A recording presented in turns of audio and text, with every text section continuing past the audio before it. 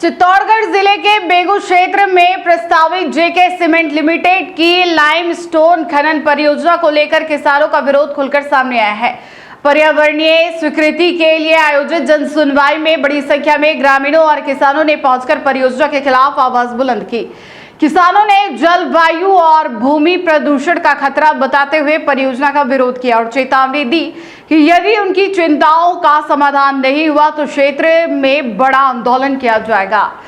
बेंगू उपखंड क्षेत्र के उत्थान कला गांव में मंगलवार को राजस्थान राज्य प्रदूषण नियंत्रण मंडल की ओर से जेके सीमेंट लिमिटेड की प्रस्तावित चूना पत्थर खनन परियोजना के लिए पर्यावरणीय स्वीकृति संबंधी जनसुनवाई आयोजित की गई।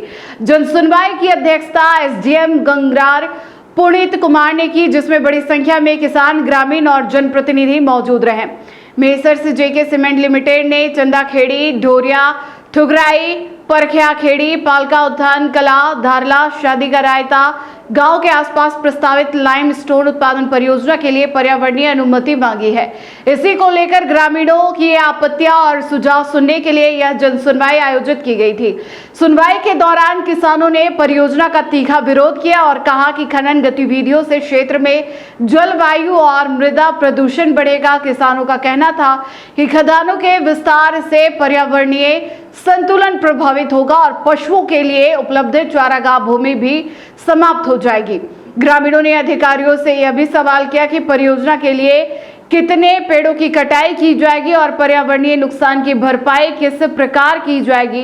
किसानों ने स्पष्ट रूप से कहा कि वे अपने निजी खातेदारी भूमि परियोजना के लिए देने को तैयार नहीं है। जनसुनवाई के दौरान कई किसानों ने नारेबाजी करते हुए परियोजना का विरोध किया और दो टूक शब्दों में कहा कि किसी भी हालत में इस क्षेत्र में खनन परियोजना स्थापित नहीं होने दी जाएगी।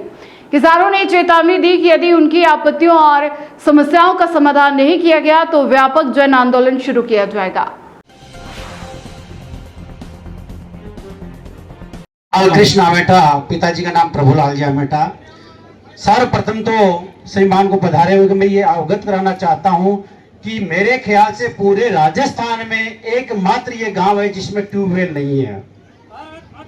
पूरे राजस्थान में एकमात्र गांव है जिसमें ट्यूबवेल नहीं है और कई वर्षों से आसपास के जितने भी गांव जब अकाल पड़ जाता है तो वह उत्थेन कला के कुओं से पानी ले जाके उनकी सिंचाई करते हैं। ऐसी जगह पे कंपनी लाइमस्टोन का खनन कार्य करना चाहती है। पर्यावरण की दृष्टि से बहुत ही खतरनाक चीज है। चरागाह के मामले में भी बताया गया, कम से कम 10 गांवों के जानवर इसी चरागाह पे चरने के लिए आते हैं।